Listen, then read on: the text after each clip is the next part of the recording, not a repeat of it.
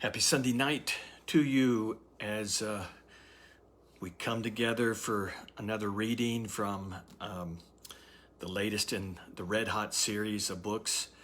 I was at church this morning and had a guy who just got done with book 3, which he got about 2 weeks ago. And after church, he came to me and said, "So when's the next book coming out?" Well, I've started writing it, but it's gonna be a while. So I've had a few bumps on those who have bought a copy of the latest book. Let me encourage you, if you haven't read any of the Red Hot books, it's probably good to start with book 1, which is Red Hot New Life in Fleming. Nice, bright basketball on the cover. And then book 2 is New Grace in Fleming. And you see there's a kid with nice, bright red hair on the cover. This is actually my grandson who's stepping in for the other main character in the book. This is the kid I coached in basketball who does, his hair is that bright, and he's a pretty good player too. And now the latest book that's come out is New Peace in Fleming. We got the basketball on the cover, and it's actually the thickest of the 3 books. All 3 of those are on Amazon in paperback and in Kindle. Kindle version for each of them is just a scant, slim $2.99. The paperback is $11.99. I like hard copies. So encourage you to take advantage of that and get one or all of those books. Tonight, I'm going to read chapter 4 in the new book.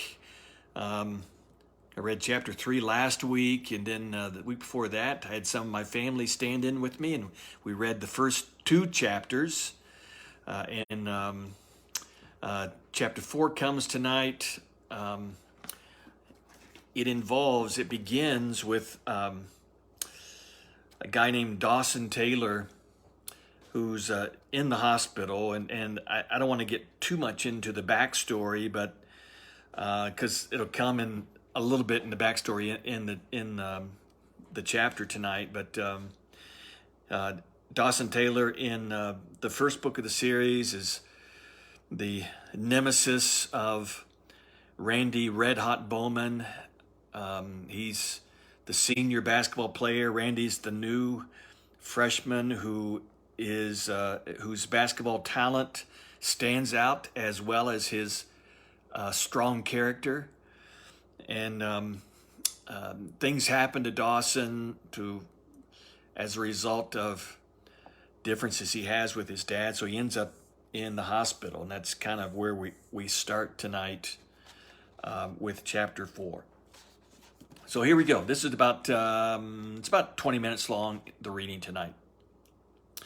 Dawson Taylor was slowly healing from the gunshot wound.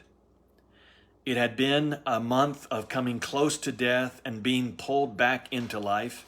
He knew that there had been a lot of praying by a large number of people, asking that God would spare his life and heal him. The gunshot had been delivered by his father, Clint Taylor, who in a drunken rage had arrived at the house where Dawson's aunt lived, looking to retrieve his wife, Rosa. She had left him, deciding she couldn't take any more of his abuse and drinking sprees. It had been going on for years, and she had always been afraid of what he might do if she packed up her things and moved out. This time, however, it had been different. Dawson, who had just turned 18, stood up to protect his mom from his dad, and when he had started to hit her, Clint took his anger out on his son, beating him so badly that Dawson had to spend a week in the hospital. Dawson was still recovering from those injuries when his father had come looking for his wife. A consumed bottle of whiskey had taken over his thoughts. When the younger Taylor had stood on the inside of his aunt's screen door and not permitted his dad to enter, the gun came out and was discharged through the screen. The squeezing of the trigger had come easy at that moment, but the sight of his son laying on the floor in an expanding pool of blood had caused Clint to run away in fear of what had happened. The paramedics had arrived within 4 minutes and rushed him to Camden Clark Medical Center in Parkersburg. They had made the 60-minute drive in half the time. Dawson was laying on a gurney in the operating room within minutes of their arrival at the hospital. It was touch and go for the first week before he was pulled away from death's grip. Now, Dawson's teammates from the Fleming Flames basketball team stood around his bed in his hospital room, talking to the senior about how he was doing and when he might get discharged. "You look a lot better than you did about 3 weeks ago, Dawson," said Buzz Voss. "Thanks, I feel pretty good." He flinched in pain right after he said the words. His tough guy act wasn't fooling anybody. "Don't feed us that line, Dawson," said his best friend, Jeffrey Collins. "You've got a ways to go, my friend." "What we don't want to see is you trying to get out of here before you're ready," said Buzz. Dawson smiled, and then his face went solemn. His world had become confusing after being beaten up and then shot by his dad, who was now in jail. His mom now worried about what would happen to her son and her family, and Dawson feared for his own health. Would he even be able to play in a pickup basketball game at the park? Would he be able to go to college in the fall? Would he be the one who would have to provide for his mom? There were too many questions causing unrest and worry in a time that he needed rest and to focus on his recovery. Randy stepped forward. "Listen, my parents are making sure your mom is okay. Don't worry about her. You need to focus on yourself and getting better." "Sounds weird, doesn't it, Dawson?" replied Leonard, the senior center on the team. "Telling the guy who was like 2 for 20 shooting the ball against Williamstown to focus on himself?" There was chuckling around the circle. That December game had occurred before Randy had been brought up from the JV team to play with the varsity. Williamstown had allowed Dawson to shoot freely in that game, and he had. Brick after brick clanged off the rim, and the Flames had been trounced. "It was 4 for 19, Leonard," Randy replied, wanting to correct the error in statistics. "Close enough," argued Leonard. "Anyway, Dawson," Randy continued, "we're going to be with you through this. On the day you get discharged, we're all going to be here to see you get wheeled outside to get into your car." "Thanks, Randy. And thanks, guys. I'm glad the memory of me in the last few weeks is clearer in your minds than the years I was a jerk before that." "Oh, we remember," said Buzz. "But we still love you." Each of the visitors gave him a fist bump as they left. Randy was the last one. "Red, I want you to hug me, not just a fist bump." "I don't want to hurt you." "I'd rather feel the pain of a hug than the touch of a fist." Randy leaned down and put his arms around the teammate who had once been his nemesis. When Randy was moved up to the varsity squad, he had replaced Dawson in the starting lineup. A senior, being replaced by a freshman. Dawson had caused an injury to Randy in practice one day, and everybody knew it was his way of retaliating. Things can change, however, and a few weeks later, Dawson had become his greatest fan. Randy could feel the wetness of Dawson's tears sinking into his shirt and the weakened state of his body. When he released his embrace, Dawson sunk back down into his bed with a groan. Even though I'm 3 years older than you, Red, one day I hope to be just like you. Randy smiled, said goodbye, and as he walked down the corridor, he couldn't hold back his own tears.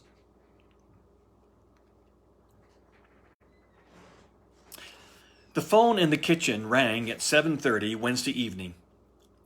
Pastor Bowman and Maggie were at church leading a midweek Bible study group. Randy's 10-year-old sister, Abby, ran down the hallway, slid with her socks to a stop, and answered the phone after the third ring. Randy's bedroom door stayed shut. He had headphones on as he studied. "Bowman residence," Abby said with a hint of a pretend British accent. Good evening. My name is Bernie Martin. I'm the coach of the West Virginia Flash, a club basketball program based out of Charleston. I was wondering if Randy Bowman is available to talk to me." "One moment, please." She ran down the hallway to Randy's bedroom and knocked. No answer. So she pounded on the door. "Yes? Randy, you've got a phone call from a Mr. Martin." "Well, what's he want?" "To speak to you. What'd you think?" "I know that, Abby, but do you know what he wants?" Randy asked, somewhat annoyed. "He wants to talk to you about basketball." Abby could hear his desk chair sliding back, the headphones being plunked down on the desk, and quickened footsteps. He opened his door, rushed past her, heading down the hallway. "Hello? Randy, my name is Bernie Martin. I coach a club basketball team called the West Virginia Flash." The coach's bass voice sounded confident, as if Randy should be impressed that he was being called. "I've heard a lot about you in the past month or so, and I was wondering if you'd be interested in being a part of the Flash. We're based out of Charleston."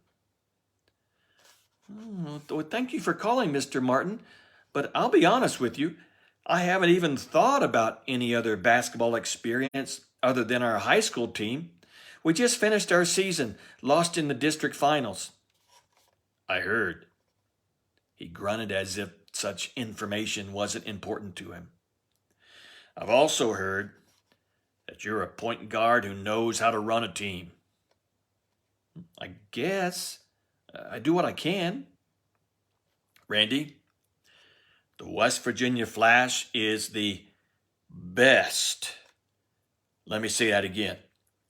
The best club basketball team in the state. We only choose players who we feel will carry on that tradition. This would be a great opportunity for you, knowing that since you play for a small school and with less talented players, you aren't used to playing against more talented competition." It was a comment that didn't sit well with Randy. Some of the players he had gone up against during the season were very good. He didn't appreciate the coach's inference about the lack of talent at a smaller school since he hadn't seen the players of those schools. It was presumptuous to make a statement such as that. "We played against some good players this year, Coach." "I'm sure you did, Randy, but not like any of the players who will be playing for me. I think you'll realize that during our tryouts. Well, I'll think about it. He wanted the conversation to be over. How about if I call you back in a couple of weeks? Tryouts are here in Charleston on April 3rd. You can talk it over with your parents, but once again, you won't find any better competition anywhere else in the state. The West Virginia Flash will play about 80 games this spring and summer. Most of our players are from Charleston and Huntington, and you would be the first player ever from Fleming to play with us. Mr. Martin paused. It's a privilege to play for us. Thank you, Coach Martin. I'll think about it. Okay, Randy. I'll talk to you in a couple of weeks. The phone call ended, and Randy went back to his room to study some more. A few minutes later, Abby knocked on the door again. What now, Abby? Was that the coach of West Virginia University? No, Abby. It was just the coach of a summer club basketball team. Now, I've got to get my homework done, okay? Go away, please. Sorry, just wondering, Abby sighed. Big brothers could be so difficult to get information out of sometimes. 30 minutes later, their parents arrived home from church, and Abby hurried to meet them at the door. Randy got a call from a coach from West Virginia University who wants Randy to play for them this summer. Both Kent and Maggie modeled looks of surprise. Something wasn't quite right about the story. Isn't West Virginia University in Morgantown? Does that mean he's going to have to move to Morgantown for the summer? Asked Abby. Yes, it's in Morgantown, and no, it does not mean that he's going to have to move there. Kent walked on down the hallway to Randy's bedroom and knocked on the door. Come in. Kent opened the door and walked in. Someone called you this evening about basketball? A club coach from Charleston, the West Virginia Flash. I told him I wasn't thinking about anything but my high school team right now, since our season just ended and Dawson's still in the hospital. The coach said he'd call back in a couple of weeks. Kent's thoughts went to a prior conversation he had with Ethan Thomas's papa, James. James had told Kent to expect to have several coaches of club teams contacting Randy and to be careful. James would know, too, because when he was younger, before his ankle injury that sidelined him from his basketball playing days, he was about as good of a player as Randy. He had told Kent that there were some club coaches who had character and others who didn't. Kent decided to file the matter away for a few days. There were other things to deal with in the present. Different scene now. Did you get a call from Coach Martin? Asked Buzz Voss. He had phoned Randy, excitement evident in his voice. Yes, you got one too? That's great. You going to go to tryouts? I don't know, Buzz. Are you going? I will if you will. Well, I guess I will if you will. I said it first, Randy. There was urgency in Buzz's voice. Randy could tell that he really wanted to do this. To be invited to a Flash tryout was a big deal and a boost to Buzz's confidence. His season had ended in the district semifinal game against Williamstown when, after diving for a loose ball that was going out of bounds, his head made contact with the front of the bleachers. The diagnosed concussion kept him out of the district final against Brisbane, and Fleming had lost by 1 point. To Buzz, to receive a phone call from the Flash was a sign that somebody besides the Fleming coaches believed he had some talent. Well, okay, we'll go. There, I said it. That's fantastic. The West Virginia Flash are the best club team in the state, Randy. They've got players from all over. Wouldn't that be something? Me and you playing for the Flash? Buzz, it's a tryout. I'm sure they've got a lot of players coming in. Don't get your hopes up. After all, we're from Fleming. We don't play any of those big schools from Charleston and Huntington, not even Parkersburg. We played Parkersburg Catholic, said Buzz, wanting to correct his teammate's words. Okay, we played Parkersburg Catholic. That's not exactly like playing Parkersburg or Parkersburg South. Randy realized that he was sounding negative. There was silence on the other end of the phone line. It suddenly occurred to Randy that his words had been interpreted by Buzz as meaning that he didn't believe his teammate had the ability to do it, to make the team. Quickly, he changed his tone. But I suppose if they're inviting us, they must see something they like. Now you're talking. Maybe they got some game film and saw how well we work together. Maybe they could see the chemistry we have and realize there's some talent buried over here in coal country. Maybe. That's awesome. Well, I'm going to go down to the park to do some shooting. You want to join me? I can't, Buzz. I've got a history test I've got to study for. I thought you were automatic in history, as you are in shooting the basketball. I love history, but that doesn't mean I automatically know history. Okay, well, I'm going to be down there working on my jump shot in case you change your mind. I'll talk to you later. See you, Buzz. Randy hung up the phone and took on a worried expression. He wasn't sure about this tryout. He wasn't sure about the coach of the Flash. And he didn't think Buzz understood what they'd be walking into. He'd do it because his friend wanted to.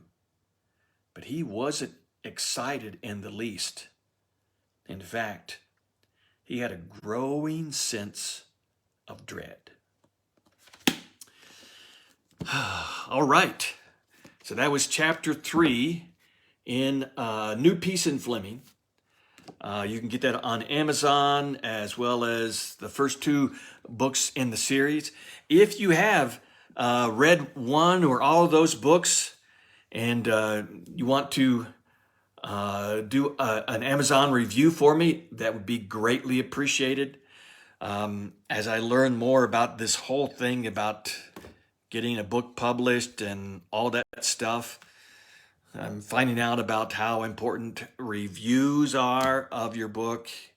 For instance, the first book, there's been 15 reviews of it on Amazon. 14 gave it 5 stars and 1 gave it 4 stars. Now, I know some of those are probably like my sister, who can't say a bad thing about anybody. But there's some who I don't know, and they put a review in there and they really liked it. So leave a review. And also, I'm looking for anybody who wants to do like a 30-second video promo. You can do that on your iPhone and send the video to me. Let me know that you've done that. That helps me in getting word out about this. Hey, have a great week. I've been called back into the classroom starting tomorrow to teach 7th grade language arts students the difference between verbs and adverbs. So you guys, hopefully I'll see you next Sunday. Be good, be safe, be careful.